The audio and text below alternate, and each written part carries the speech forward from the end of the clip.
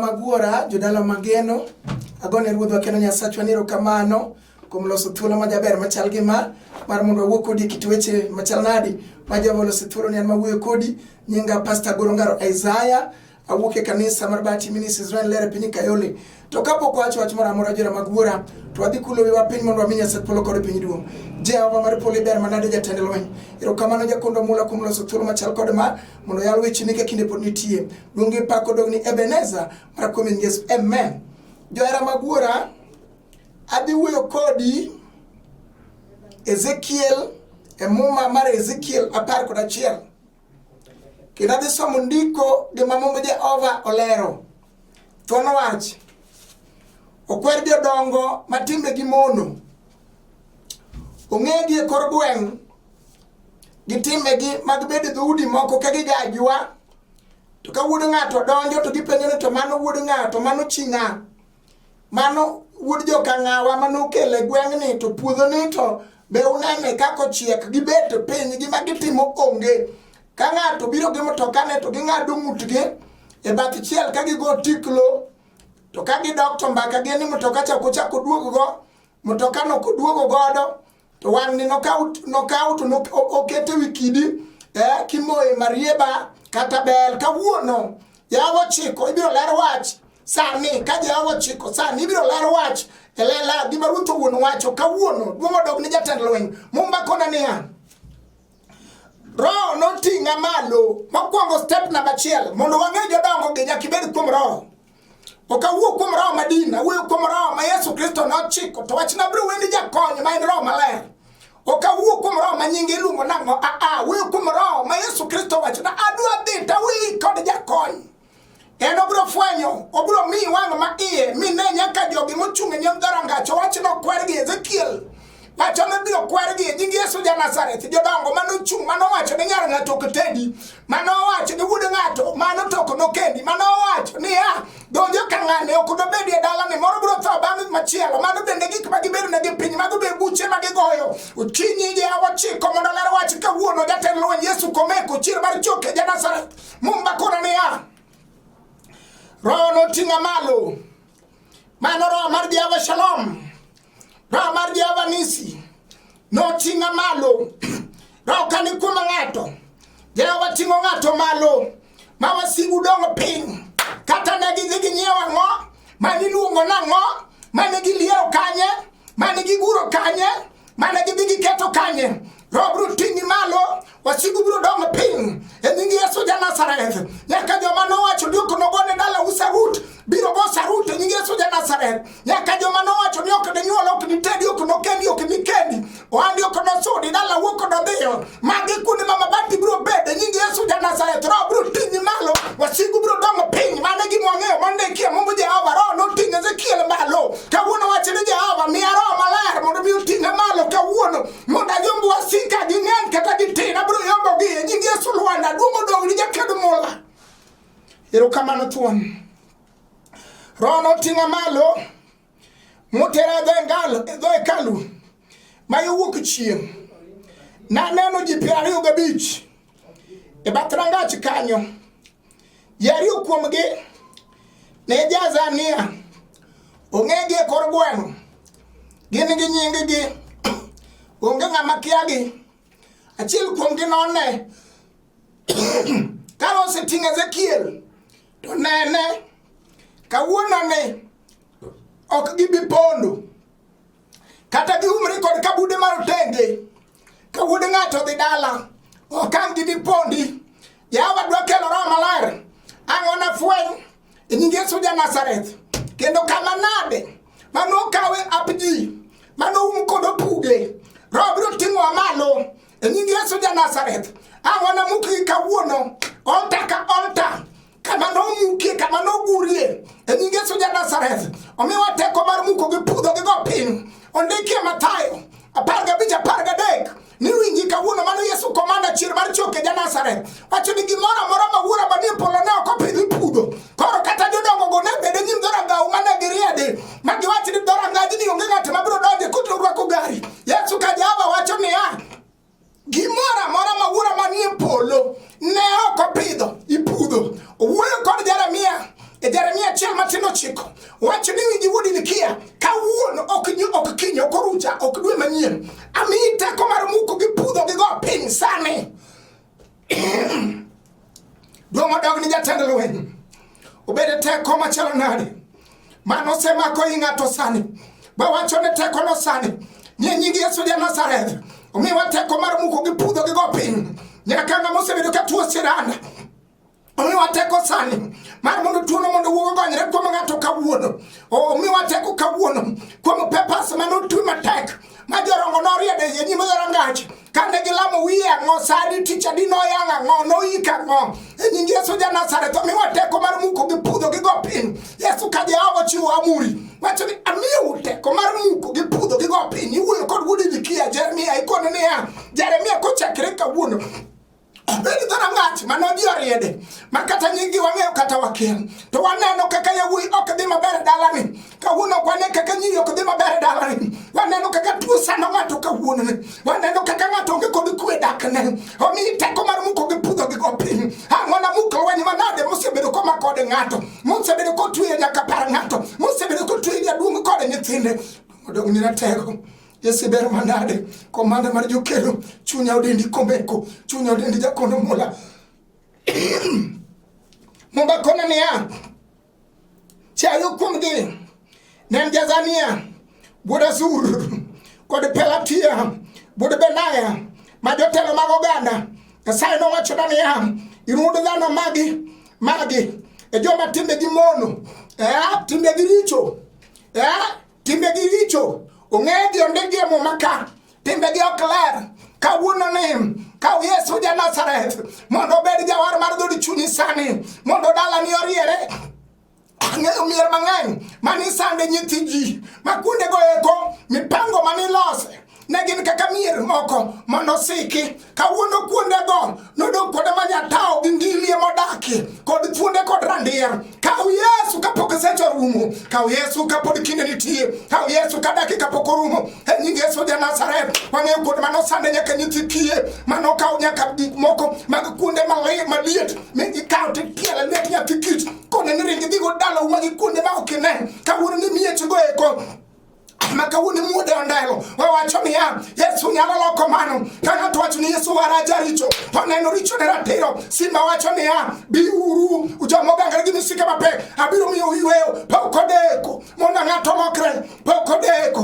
mondo ng'ato kaw Yesu pok odeko mondo ng'ato wacho niya Ruodha siroda sirdalawa par nyithinda paroda dungo dog ni ratego dungo dog ni ja Nazareth dungo dog ni were maklo Nyasaye nowachona niya in wuod dhano magi joma timbegi mono makelo koko kod weche maricho e dalani onge gima gidwaro mondo dhi maber e od ng'ato ka ng'ato kendo gidwaro mano dhi giyie semo ma giwacho weche ma ok oriere magi joma timbegi richo e dalani gihero mar mondo mi ng'ato kik bed kod maendeleo ode kigero gimoro gidak mana ni macha to odno bro gi Kelinton to ok nosudi macha tinde ne biro ramo tije ne chabro rumo onge weche magwedho ji mawuok e dhoggi japuonj olero gi oneno gi elela wacho ni kwedgi kawuono kinyiso gi niya e Isaya 45 ma isomo gi mondiki Mumba kona niya tich mane Nyasaye omiyo Kuros ibiro miyi tich makata tich ne onge ibiro gwedhi makata nowach ni nyathi ok ni yudi biro ting'i malo makata nowach ni dala ugin dala jokadiera dala mar jomonego bed ni doya ne ji kawuono ni Jehova biro ting'i malo bende jodongo matimbegi mono sariedo wawacho ni Yesu ja Nazareth ni kawuono ni wan kod komeko chier mar choke ja Nazareth kidi mar jogedo Yesu Lwanda manuel rome musalaba kingi wacho ni biuru biya ringa iri Yesu kawuono gokinyi ni tija yicho manwon obiro yie kuom chandruok mane ondike Isaya 50:17 onge gi lweny molosi mondo inyi mano inyi biya gi chandruogi no onge gi lweny molosi mondo inyi mano inyi kawuono ni owacho ne Isaya 45 niya Ruoth Nyasaye wacho ni Kuros Ruoth Masayiero niya asema konweti makora chwich kata ng'ato ok nyalo mako badi kata oganda dagi ni dala une ndala jodhier makata ka udonje bura onge ng'ama chungo ni e kom kata nowacho ni dala uero nyiri ok nyal tedo Ruodh oyie dwa mako badi kawuono. Wan kod Jehova manyalo siro ng'ato kawuono. Wan kod Jehova manyalo paro ng'ato ma ok nyalo paro. Oparo Daudi wuod Jesse. Ka Daudi ne kwath. Jodala gi wigi osewil. Janabi penjo ne tonge wuoyi machielo. Ikone nitie moro achiel matin. Etene kwath kucho. Kata kawuono. Samoro dalau. Onge ng'ama odich kodi. Samoro kamitede. Onge ng'ama odich kodi. Pok ne yudo nyathi e dalano. Inyalo wacho ang'o? Kama ji wuoye. Biro wacho ang'o? An kod Jehova Shalom. Manyalo duoko geno kama geno onge. Duoko ne ana geno sama ne nyiere muumo leke jonyiero. Sama ji ne dhi aora to mbak ana ema noketi. Sama ji ne dhi rego to mbak ana ema oketi. Sama ji ne koro budho seche moko mag saa 8 ka ji mbak ana moketi. Ana nofwenyo ni nitie jachwe nyithindo iluonge ni Jael gi bo. Ana nowacho ni ng'ama pi wang'a onego chwere ne en Jehova Nisi mondo ne chandruok ma an godo. Be nitie miyo moro ma nowacho ni kawuono Jehova ang' ni mak bada makora chwich mondo aya se koda nyiera kawuono. Be nitie dichuo ma nowacho ni japuonj kata nyiera e dalawa kawuono Ruoth adwa ting'o bada mondo mak bada makora chwich kawuono. Gik ma onge go in go Ruoth polo gi piny ni paro Jakobo miloko nyingi moluongo ni Israel retimo gwedhi. Donge pod nitie Jehova manoloko nyingi Joseph ma wuod Jakobo kogole e jela korwako kuku mobedo prime minister. Pokodeko mondo Jehova timne ng'ato ng'uono pokodeko. Jera magure pokodeko. Pokodeko mondo Jehova sir ng'ato pokodeko. Mondo japuonj timne ng'ato ng'uono pokodeko. Ruoth Nyasaye wacho ni kuros Ruoth mosero niya. Asemako lweti makorachwich mondo ilo ogendini manie nyimi. Ok mondo iromo kodgi. Owacho ni mondo ilo. Ok mondo miyud gik maromo kodgi. Mondo ilo. Ok ni mondo tuono oketi piny mibede siranda. Mondo ilo. Mondo ichung'ie pien. Mondo ae kitanda mar midekre. Mondo iting' nyathi tiendi. Mondo ikendi mondo kendi. Higa ni wach ni ya. Ruoth imako bada. Ben arusa ji bire. Ji biro neno kaka tim arus. Wach ni higa ni ruodhwa. Bende tich ayudo. Nyaka ji bende bie oda. Bedie kombe manyiewo. Jehova higa ni. Dalawa ji biro bire. Noyude ka dhok nitie. Ubiro mako bada makora chwich. Milowa sigu manie mbele na. Duongo dog ni Jakondo Mula. Duongo dog ni Ebeneza. Duongo dog ni Elgibo. Muma wacho niya. Mondo ilo ogendini manie nyimi. Kendo ketho teko mag ruodhi. Miyaw dhorangeye mag dhoudi. Ibiro yaw dhorangeye mag dhoudi. Dhorangeye manolor matek. Ing'eni jolony. Dhoot miloro matek. Nosefweny ni gimoro ni ei dhoodno. Kata jakuo kadwa biro kwelo. Dhoot moneno kogo kiful maber. Ong'eni kacha. Ka onge mwandu kacha nitie mwandu mogen. Ma emomiyo nolorni. Nong'eni gimiting'o pek. Sulu mar dala ni kuomi. Tijno kitiyo ibiro sudo. Tedo kitedo ibiro sudo. Kikendo jar ng'ani ibiro sudo. Ma emomiyo nolorni. Kawuono wakelo Yesu wuon kifungu. Chieng' mar choke Nazareth. Oinga mar jomoyie. En ka Jakondo Mula. Taya mar polo ni ka Nazareth. Manuel mar chieng' mamuomo liel. Masama ne liel no neno ka kigni e bwo liel. Bang' ndalo adek liel no mudho kingi. Ane Yesu moyalo sani. Wawacho ni omiyo wateko. Obiro mako badwa makora chwich. Asigu mochung' mbele biro dong chien. Wabiro dhi mbele pinyo yie dagi. Wating'o Yesu komeko Nazareth. Duongo dogni wendo. Hantana tele nyimi. Monda pie gode mogangore. Dhorangeye molos gi mula. mano luong joko manong'e loso dhorangeye. Ne wawinjo gi malo kucho jodongo moko ipenja ni bi ng'e loso dhorangach. Otimo neno ni kata maka ng'ane wan man waloso dhorangach no mwaloro. Mano warogo gi simiti mwaguru matek mokete kite madongo. Kawuono ne muma wacho niya anto anatele njimi monda pie gode mogangore. Anatur dhorangeye molos gi mula kendo nang'ad lodi mag nyinyo. Anami mwandu mopandi e mudho. Kara nitie mwandu minyalo pand ne ng'ate mudho. Kidhi ikawo nyaka puge tikawo to ninde. Makawo nyaka do pige moko mauma taro kiumo godo. Kawuono waelo gi nying Yesu ja Nazareth kuom Roho. Wawacho ni wuod ng'ato nyaka yud tich sani. Wawacho ni nyar ng'ato yudo nyathi kawuono. Wawacho ni nying Yesu ja Nazareth kuom maonge duogo. Duong' odog ni jakona mula. Duong' odog ni Elgibo. Duong' odog ni Nazareth. Johana wacho niya Johana par matindo chiko. Duong' odog ni Ebeneza. Johana par matindo chiko. Muma wacho niya anto ane dhorangach. Mano Yesu muga. Mano nie dhorangach. Kata ne lorni pod wan gi dhorangach. Sibuore dhorangach. Kata ne wachi ni ok ni sudi wan gi dhorangach. Yesu e dhorangach. Mano wacho ni an e dhorangach. Anto ane dhorangach. Ng'at mokadho kuoma. Winja gima Muma wacho. Ng'at mokadho kuoma. Winja gima ndika wacho. Ng'at mokadho kuoma. Mowacho ni Yesu abolora kuomi. Kawuono nyathi ayudo. Ng'at mokadho kuoma. Yesu e dhorangach. Ng'at mokadho kuome. Mokadho kuom wuod nyakor Jesse. Ng'at mokadho kuome. Muma wacho niya duong' odog ni ratego. Wewe mondo akadho kuomi ruodhwa. Wewe miyo ni mondo kadho kuomi kawuono jawara. Wewe moting'o bade malo ni okadho kuomi kawuono ruodhwa. Kata nolodo dhorangach okadho kuomi kawuono ruodhwa. Muma wacho ni anto ane dhorangach.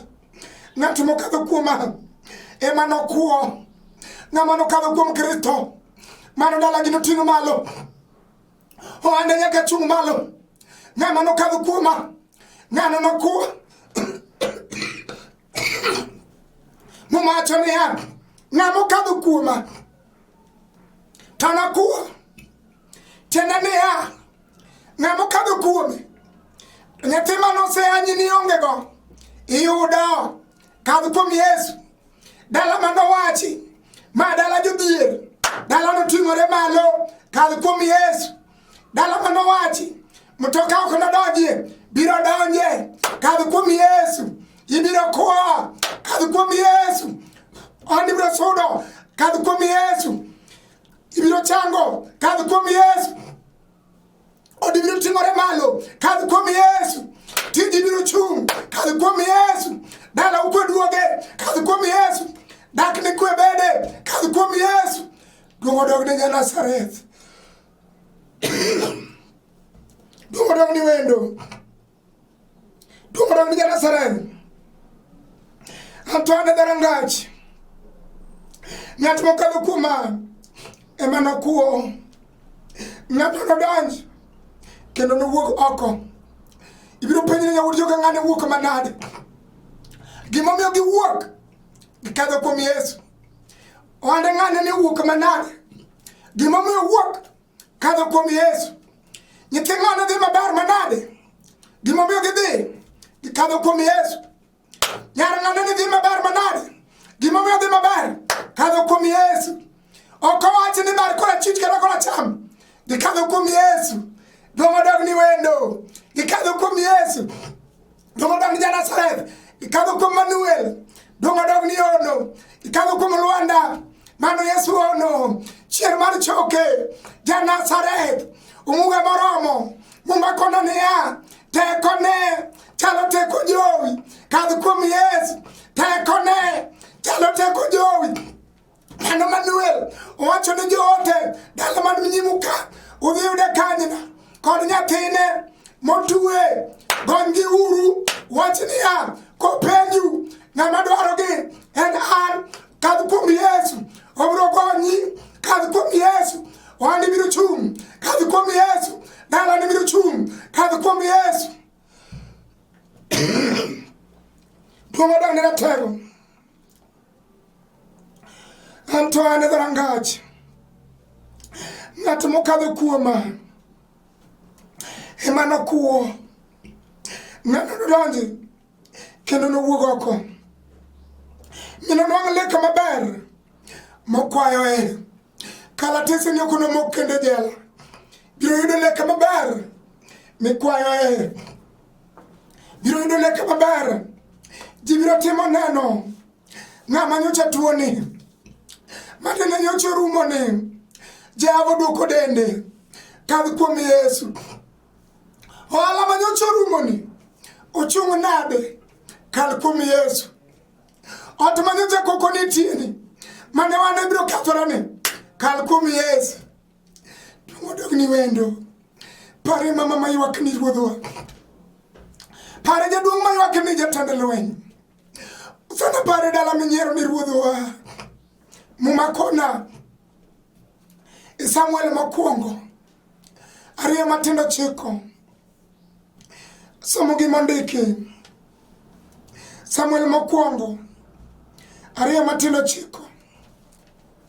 Erokamano Ebeneza. Erokamano jatend lweny. Orito tend joge. Nikech ichwanyre. Jehova biro riti. Nyithindi Jehova biro rito. Odi Jehova biro rito. Dalau Jehova biro rito. Tiji Jehova biro rito. Owacho niya, Samuel mokwongo. Ariyo matindo chiko. Orito tend joge. Kami wacho ni ji chwanyre ga kanyo. Orito tend joge. Kandi mi wacho ni iriembeji. Orito tend joge. Dak mi wacho ni biro riembe nyar ng'ato. Satwa ni rito tend joge. Ohala mi wacho ni kanyo to ohala no biro lwar. Ruodhwa ni rito tend joge. Kata wacho ni kanisa ni biro lwar. Jehova rito tend joge. Kata wacho ni dag ni biro pogore. Jehova rito tend joge. Duong' odog ni Nazareth. Rito tend joge ruodhwa. Rito tend joge Nazareth. Rito joge ya wuod Jehova mang'ongo. Rito joge ya Nyasaye rito joge. Rito joge jatend lweny rito joge. Muma wacho niya. Orito tend joge. Nikech ichwanyre. Jorito nolale mudho. Nikech teko ng'ato owuon ok nyal miye loch. Gik migure nyim dhorangeyego mago nobedo maiti higa mokalo. Jehova biro rito tend joge. Gik miluoro ni gibiro tieko godo jigo mago ne maiti chakre higa mokalo. Jehova biro rito tend joge. Merwa Jehova biro riti. Miting nyathi tindi Yesu ja Nazareth. Ruodhwa biro rito tend joge. Wadwa tiji ok norum. Jehova biro chielo tijno. Ruodhwa biro rito tend joge. Nyaminwa daki ne ok nokethre. Jehova biro rito tend joge. Mano Nyasaye mangima. Mano Jehova manitie. Saye moparo Daniel. Kanie bur sibuoche. Ji mang'eny onge ni Daniel orumo. Ka Ruoth Dariusene mondo gokinyi. Oyudo ka Daniel pod ngima. Wacha ni Jehova sira. Kaka ni paro Daniel. Para Jehova. Kaka ni paro Daudi. Ma wuod Jese. Wacha ni Jehova sira. Jehova makabada. Monda mwoma paka mane mbele. Tale tienda kawuono. Kama donje Jehova sira. Dalawa Jehova sira. Nyithinda Jehova sira. Ohanda Jehova sira. Oda bede obe mudi bedi. Wadhi kodi elamo. Jehavi ber manade. Duomo dog ni nyakondo mula. Pare miyo mawinjo wach ni ruodhowa. Pare jaduong' mawinjo wach ni Nyasaye malich. Pare nyathi sikul mawinjo wach ni. Pare jogi kawuono ruodhe lela. Ture dhorangach mag mula mochung' mbele. Sir dhogi Nyasaye polo kod piny. Sir jogi ratego. Mana kuom nying Yesu. Amen. Jara magwora, jolala mageno. An mawuoyo kodi. Nyinga Pastor Goro Ongaro Isaiah. Awuok e kanisa mar Bati Ministries Israel ler. E pinye Kayole. Namba na madang iyuda go. En 0733 79 49 10 anuoyo. Namba na madang iyuda go. En 0733 79 49 10. Namba na machielo. En 07 kendo 07 aeto 70 53 76 anuoyo. Namba na machielo en 07 kendo 07 70 53 76. Magi Jehova Nyasaye malich, Ruoth Nyasaye joge. Osiru kawuono, osiru kiny, osiru ndalo kondalo. Amen. Oh, lunga jaera.